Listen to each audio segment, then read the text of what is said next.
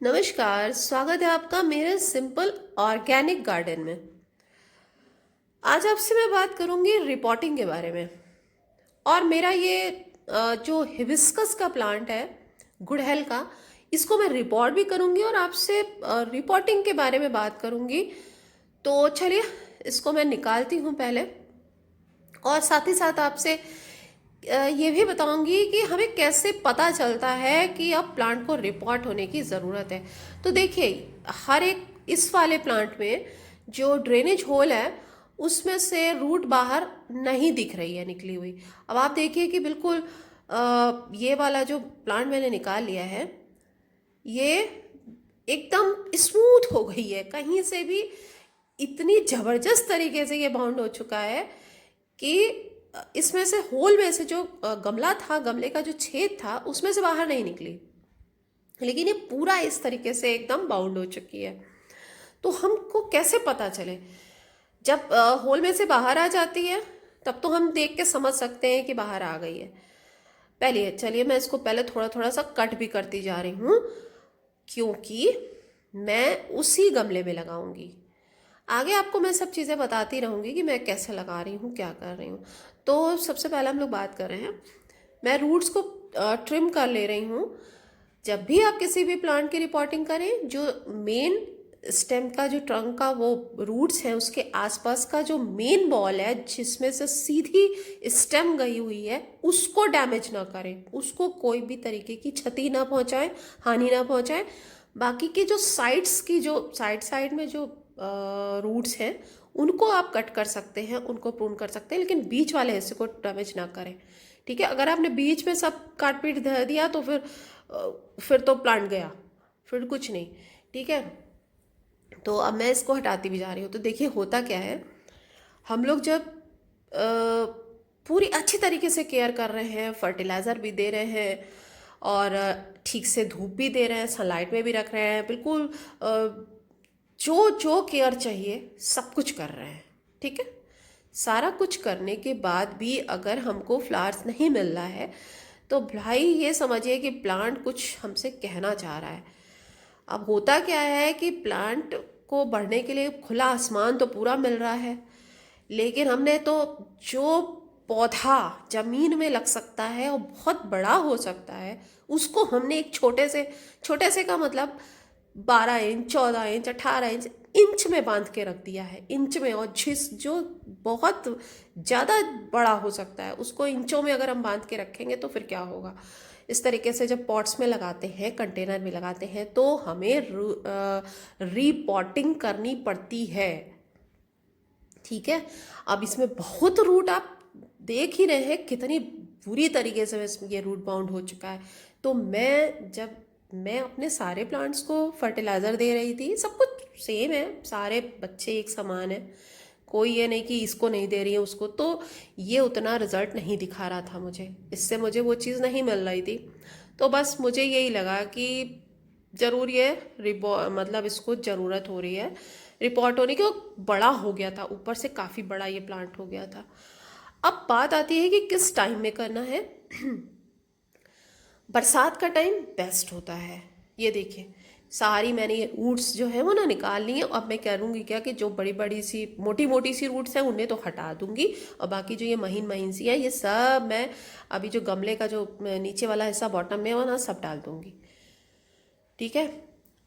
अब इसको मैं पहले थोड़ा सा इस थोड़ा नहीं बल्कि इसकी मैं अच्छी खासी हार्ड प्रूनिंग कर रही हूँ। थोड़ा सा एक ऐसा शेप हो जाएगा, एक बोनसाई वाला शेप हो जाएगा, क्योंकि मेरा ये प्लांट जो है वो करीब हो गया है, 5 साल पुराना हो चुका है ये।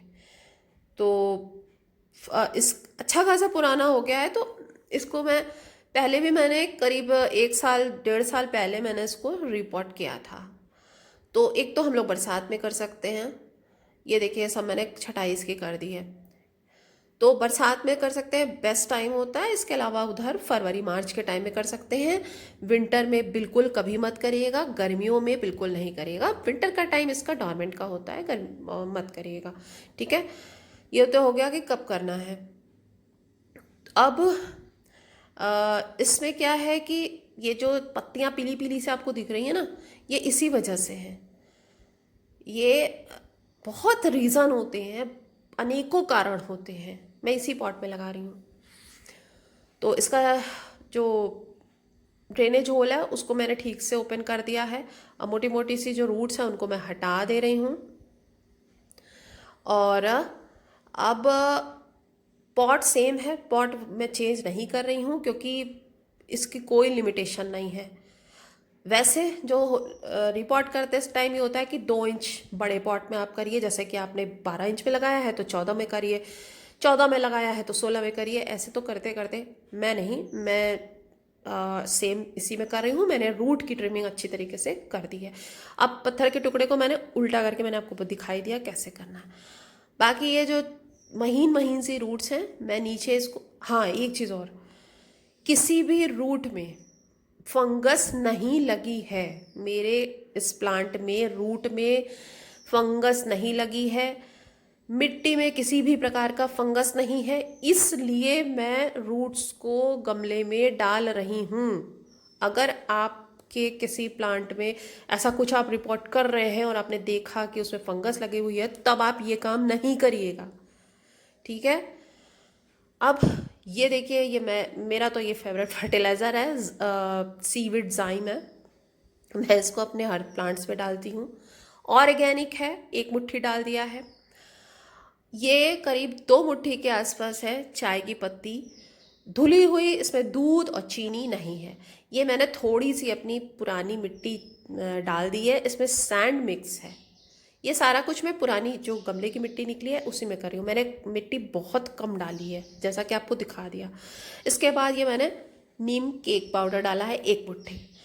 अब ये मैंने डाला है कंपोस्ट और 1 मुट्ठी के आसपास वर्मी कंपोस्ट, ठीक है।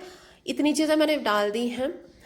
मैं थोड़ा सा इसमें अभी तक जितने भी प्लांट मैंने रिपोर्ट किए, गुड़हल उड़हल के बहुत सारे किए, उसमें मैंने कोकोपीट नहीं डाला था, लेकिन आज मैं डाल रही हूँ क्योंकि बहुत जल्दी जल्दी से फिर ना छत पे कई बार होता है सूख जाता है प्लांट।